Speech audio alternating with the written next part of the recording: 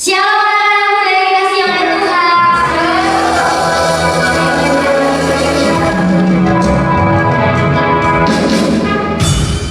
Mari kita berdiri.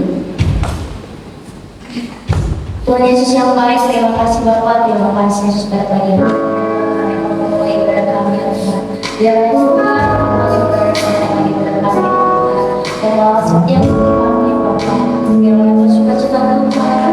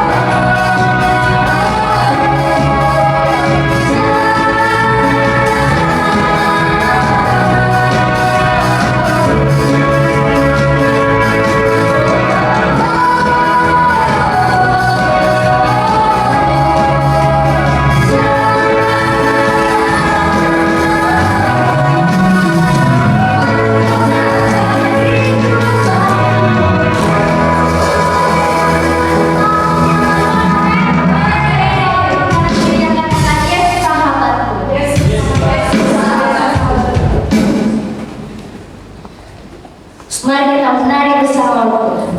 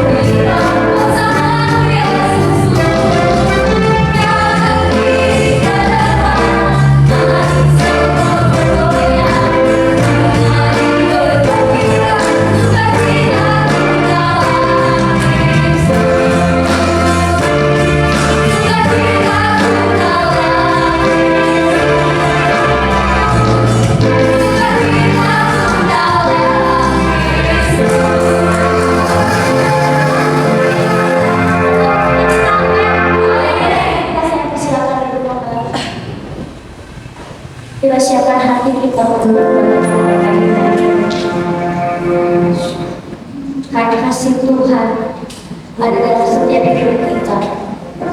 Kasih Tuhan selalu menyertai kita.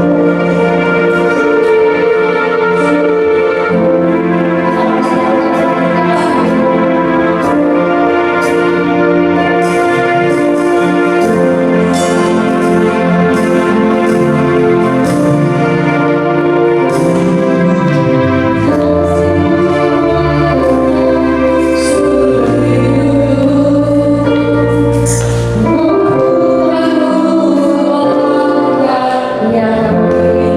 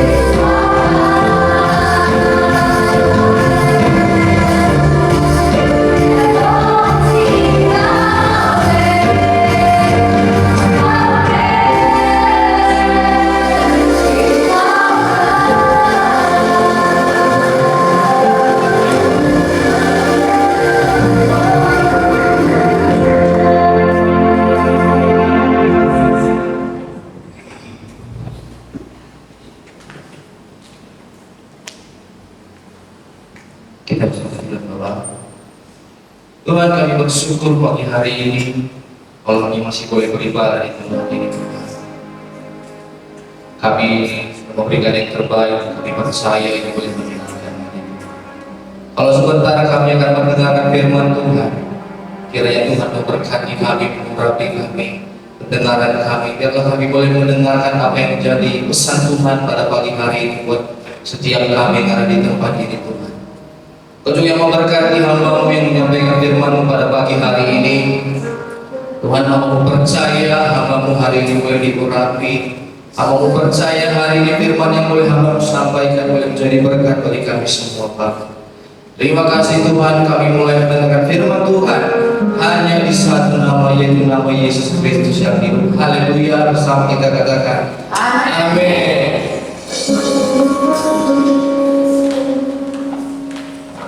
Puji Tuhan, saudara kekasih, di dalam nama Tuhan Yesus pada pagi hari ini kita bersyukur kita masih boleh kesempatan untuk mendengar firman Tuhan. Firman Tuhan pada pagi hari ini ada di dalam Yesaya 43 ayat 1 sampai dengan yang ketiga. Mari kita buka ayat Alkitab kita di dalam Yesaya 43 ayat yang pertama sampai yang ketiga.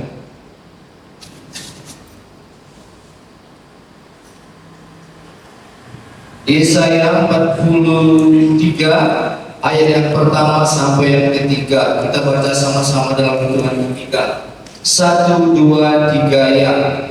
Tetapi sekarang beginilah firman Tuhan yang menciptakan engkau hai Yakub, yang membentuk engkau hai Israel. Janganlah takut, sebab aku telah menebus engkau. Aku telah memanggil engkau dengan namamu. Engkau ini kepunyaanku. Apabila engkau menyeberang melalui air, aku akan menyertai engkau.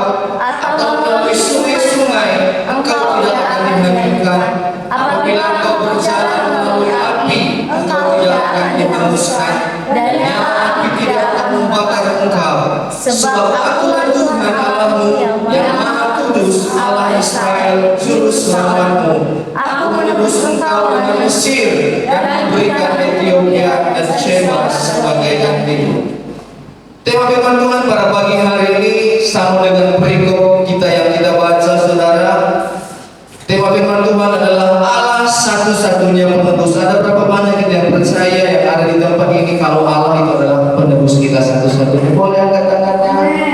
Saya percaya saudara dan saya adalah orang-orang tebusannya Tuhan. Nah, mengapa Allah harus menjadi seorang penebus bagi kita? Mengapa Allah menjadi seorang penebus bagi manusia? Pertama, sudah pasti jawabannya karena manusia sudah jatuh ke dalam dosa. Dan karena manusia sudah jatuh ke dalam dosa, maka hanya dengan penebusan darah Yesuslah manusia dapat kembali berjumpa dengan Allah. Nah, kalau kita lihat kembali kepada zaman Adam dan Hawa, bagaimana mereka jatuh ke dalam dosa. Nah, setelah mereka jatuh ke dalam dosa, maka apa yang terjadi terhadap Adam dan Hawa? Yang pertama yang terjadi ketika Adam dan Hawa jatuh ke dalam dosa adalah Adam dan Hawa terpisah dari Allah. Nah, kalau dikatakan terpisah berarti ketika Adam dan Hawa belum berdosa, maka Adam dan Hawa ada bersama-sama dengan Allah. Nah, yang kedua, Adam sebelum jatuh ke dalam setelah jatuh ke dalam dosa akan mengalami kematian jasmani. Artinya Adam dan Hawa akan mengalami sakit penyakit. Nah, berarti ketika Adam belum jatuh ke dalam dosa, kita percaya berarti keadaan Adam ini baik-baik saja. Nah, yang ketiga, apa yang terjadi ketika Adam dan Hawa jatuh ke dalam dosa? Yang ketiga, Adam dan Hawa akan mengalami kematian rohani. Artinya apa, saudara? Adam dan Hawa tidak akan bisa lagi bertatap muka bertemu dengan Allah. Kalau mungkin sebelum dia berdosa, Adam dan Hawa masih bersama-sama dengan Allah, dia masih bisa bertatap muka dengan Allah. Tapi ketika Adam dan Hawa berdosa, maka Adam dan Hawa harus terpisah dengan Allah. Nah, untuk inilah makanya manusia memerlukan seorang penebus di dalam kehidupannya. Dosa yang diperbuat Adam dan Hawa tidak banyak, saudara. perbuat Adam dan Hawa hanya satu, tidak taat kepada Tuhan. Mungkin kita berpikir tidak taat adalah suatu dosa yang kecil, tidak taat adalah dosa yang biasa. Tapi di dalam Roma 6 ayat 23 berkata, upah dosa adalah maut. Roma ini tidak berkata kalau dosa kecil tidak apa-apa dan dosa besar baru mengalami maut. Tidak. Roma 6 ayat 23 berkata, upah dosa adalah maut. Tidak ada pilihan. Pokoknya ketika Anda berbuat dosa atau Anda mencuri satu pulpen saja pun, ketika itu Anda berdosa dan upah dosa adalah maut. Yang kedua, mengapa Tuhan mengorbankan dirinya untuk menebus manusia? Tuhan rela menjadi korban untuk menebus dosa manusia karena Tuhan mengasihi kita. Amin. Di dalam Yohanes 3 ayat 16 berkata, karena begitu besar kasih Allah akan dunia ini, sehingga Ia mengaruniakan anaknya yang tunggal, supaya setiap orang yang percaya tidak binasa melainkan beroleh hidup yang kekal. Nah, Tuhan saudara mengorbankan hidupnya bagi kita karena Tuhan mengasihi kita. Nah, di dalam Yesaya 43 ayat 1 tadi berkata bahwa jangan takut, aku sudah menebus engkau. Hari ini saudara dan saya sudah ditebus oleh Tuhan. Maka dari itu saudara tidak ada yang boleh ditakutkan lagi. Amin. Tuhan berkata juga, dan aku telah memanggil engkau dengan namamu, engkau ini kepunyaanku. Lewat firman Tuhan hari ini saudara, Tuhan ngomong ke kita, hai kamu anak Yud Betani Setiabudi, kamu semua adalah milikku. Betapa bangganya kita saudara kalau Allah Bapa yang kita sembah itu mengatakan bahwa kita ini adalah kepunyaannya. Kita percaya kalau kita ini semua adalah kepunyaan Tuhan, dan kalau kita memang adalah miliknya Tuhan, hiduplah benar-benar sesuai dan seturut kehendaknya Tuhan. Amin. Dalam Yesaya 43 ayat 2 berkata bahwa Tuhan menyertai kamu dimanapun kamu berada. Yuk kita baca di dalam Yesaya 43 ayat 2-nya. 3, 2, 1. Apabila engkau menyeberang melalui air, aku akan menyertai engkau, atau melalui sungai-sungai, engkau tidak akan dihadirkan. Apabila engkau berjalan melalui api, engkau tidak akan dihanguskan, dan nyala api tidak akan membakar engkau. Artinya di sini saudara, dimanapun engkau berada, Tuhan tetap menyertai hidupmu. Jangan pernah takut. Mungkin kalau orang di luar sana bilang, oh kamu nggak cocok kerja di air, kamu nggak cocok kerja di darat. Tapi hari ini firman Tuhan mengatakan, dimanapun kau berada, Tuhan ada menjadi beserta hidupmu. Jangan pernah engkau berpikir mungkin aku harus pergi ke tempat lain seperti itu ya. Masalah kesuksesan saudara itu masalah bagaimana kita berserah kepada Tuhan. Apapun pekerjaan kita, kalau kita menyerahkan semuanya dalam tangan Tuhan, Tuhan pasti berkati. Buat teman-teman, buat adik-adik semua yang mungkin hari ini sedang berjuang untuk mencapai apa yang menjadi keinginannya, cita-citanya, kalaulah misalnya mungkin belum kehendak Tuhan, jangan pernah kecewa. Masih banyak pekerjaan yang lain yang mungkin Tuhan arahkan kita. Mungkin dari tempat lain juga Tuhan boleh berkati kita. Dari dalam juga bisa berhasil, dan pemerintahan juga oke, lebih bagus. Dari usaha apapun, dimanapun kita bekerja, mungkin kita semua ini bekerja di tempat-tempat yang berbeda, tapi saya percaya ketika kita menyerahkan hidup kita dalam tangan Tuhan, Tuhan pasti memberkati kita. Di dalam Yesaya 43 ayat 3-nya juga berkata, saudara, di sini firman Tuhan berkata, Tuhan itu bukan hanya menebus hidup kita, tapi Tuhan juga menggantikan Mesir dengan Ethiopia dan Sheba. Kita baca ayat yang ketiga. Sebab akulah Tuhan Allahmu yang maha kudus, Allah Israel juru selamatmu. Aku menebus engkau dengan Mesir dan memberikan Ethiopia dan Sheba sebagai gantimu. Nah di sini saudara, artinya kalau kita berbicara tentang Mesir, maka Mesir ini berbicara tentang penderitaan. Kalau kita berbicara tentang Mesir, Mesir ini berbicara tentang perbudakan. Mungkin hari ini kita mengalami sesuatu hal yang tidak baik, mungkin mengalami sesuatu hal yang tidak menyenangkan. Tapi ingat kata firman Tuhan, Dia akan gantikan dengan apa? Ethiopia. Ethiopia ini berbicara tentang kebebasan, tentang kemerdekaan. Maka ketika kita dalam kesusahan, ketika kita dalam keterpurukan, percayalah bahwa Tuhan akan gantikan semua itu dengan apa yang terbaik yang menurut Tuhan. Amin. Nah, yang paling penting dari firman Tuhan ini, saudara, ketika Tuhan sudah memberikan hidupnya, Dia menebus setiap hidup kita, menebus dosa kita, mengangkat kita. Yang keempat di sini saya tulis, apa respon kita sebagai orang yang sudah ditebus Allah? Apa respon kita atas apa yang sudah Tuhan kerjakan atas hidup kita? Yang pertama saya buat di sini, respon kita menghargai anugerah keselamatan yang Tuhan berikan buat kita.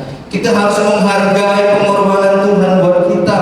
Yang kedua saya tulis di sini, tidak menyia-nyiakan keselamatan yang Tuhan beri. Yang ketiga di sini saya buat menjalin kembali hubungan yang baik dengan Tuhan. Saya percaya saudara, dari beberapa bagian yang sudah kita dengarkan saudara, kita tahu bahwa memang tidak ada satupun yang seperti Tuhan. Kita tahu tidak ada seperti Allah kita, Allah yang hidup, Allah yang rela mengorbankan hidupnya bagi kita. Kalau sebentar lagi mungkin kita akan merayakan, memperingati hari kelahiran Tuhan Yesus. Di sini kita harus memberikan apa respon kita. Kalau memang kita benar-benar ini sudah menjadi anak tebusannya Tuhan, untuk memperingati hari kelahirannya, apa yang bisa Anda kerjakan? Anda kerjakan dengan penuh tanggung jawab. Amin. Nah, kesimpulannya pada pagi hari ini firman Tuhan, Allah adalah satu-satunya penebus, tidak ada yang seperti Dia. Amin. Saya rindu kita nyanyi sebuah lagu sebentar, saudara. Lagu ini sebenarnya tidak sengaja saya dengarkan. Ketika saya tidur, saya pakai handphone. Awalnya saya dengar lagunya, lagu Sejuta Rasa. Tapi handphonenya jatuh, lagunya terganti. Lalu saya biarkan, saya coba untuk mendengarkan lagu ini. Kok lagu ini memberkati ya, teman-teman yang akan saya bawa seperti itu. Dan semua pelajari, mungkin tidak terlalu apa, kita nyanyinya sama-sama. Kita nyanyinya pelan-pelan, mau. Jangan lewat nyanyian ini juga saya diberkati, saudara diberkati ya.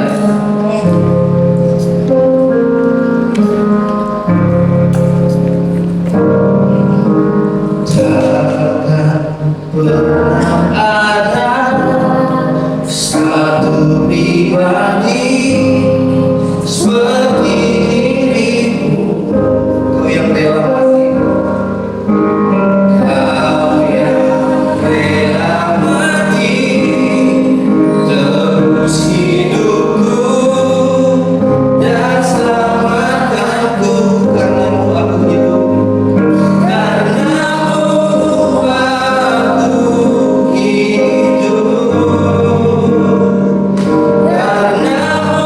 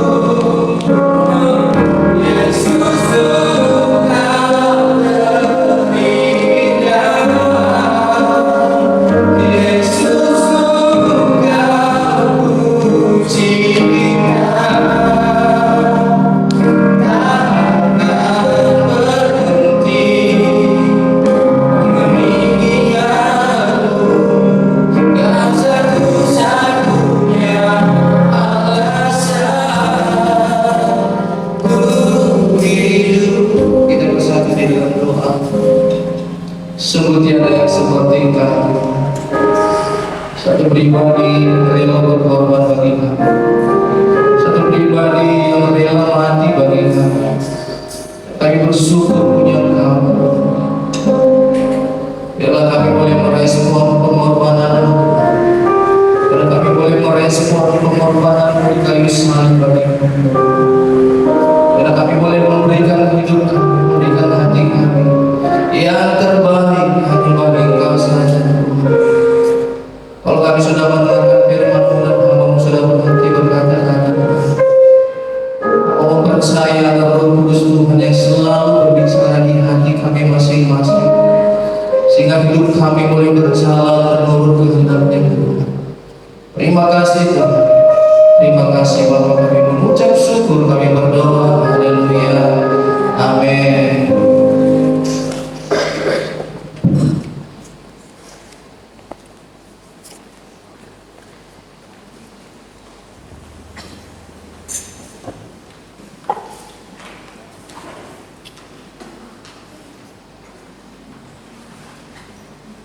Seperti dalam pemberian pencerahan kita, yang kita ucapkan kepada Tuhan. Sebelum memberi, maka kita berdoa. Tuhan Yesus baik, terima kasih Bapa, Tuhan, bagaimana pemberian pencerahan kami. Mulai dari setiap orang-orang yang memiliki Tuhan Yesus, dan dari setiap pesan yang kita berikan. Terima kasih Tuhan Yesus baik, terima kasih Tuhan. Amin. Dalam memberi Tuhan Yesus kami berkati.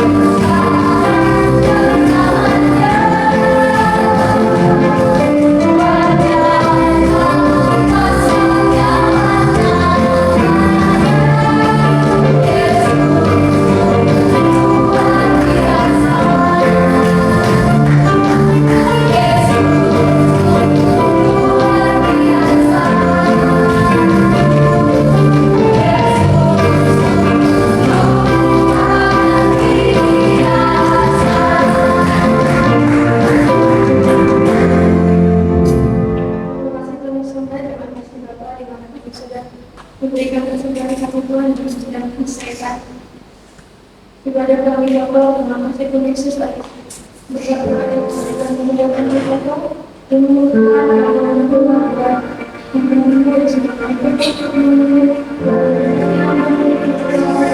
setiap usaha dan pekerjaan kami istri dan juga anak Yesus kesehatan ada dalam kami Yesus